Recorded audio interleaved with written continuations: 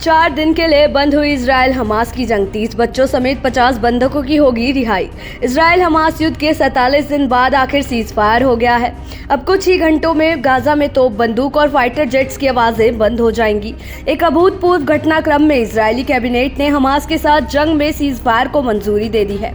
इसके एवज में हमास इजराइल के 50 बंधकों को छोड़ेगा।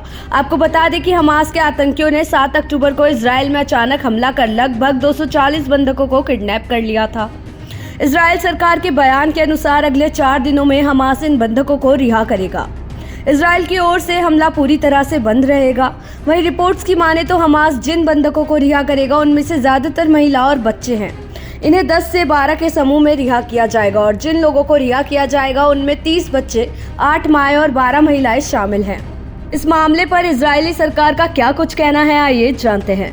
इजरायली सरकार सभी अपहृत लोगों को घर लाने के लिए प्रतिबद्ध है।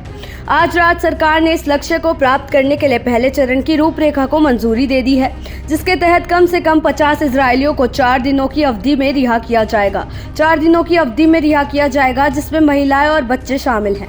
इस दौरान लड़ाई में शांति रहेगी।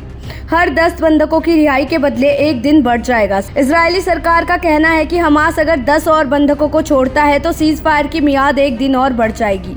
बता दें कि अभी हमास के पास इजराइल के 240 बंधक मौजूद हैं, यानी कि अगर हमास 50 के अलावा 10 और इजरायली बंधकों को छोड़ता है तो इजराइल अपनी ओर से सीज फायर को 1 दिन और बढ़ा देगा।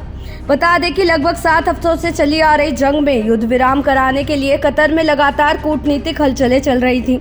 इसमें कतर के अलावा अमेरिकी भी शामिल है। राष्ट्रपति बाइडेन ने युद्ध विराम को संभव कराने में अहम रोल निभाया है। सूत्रों के मुताबिक खबर ये भी है कि 50 बंधकों के बदले में इजराइल 150 फिलिस्तीन बंधकों को भी रिहा करेगा। हालांकि इजराइल सरकार की ओर से जारी बयान में इसकी पुष्टि नहीं हो पाई है।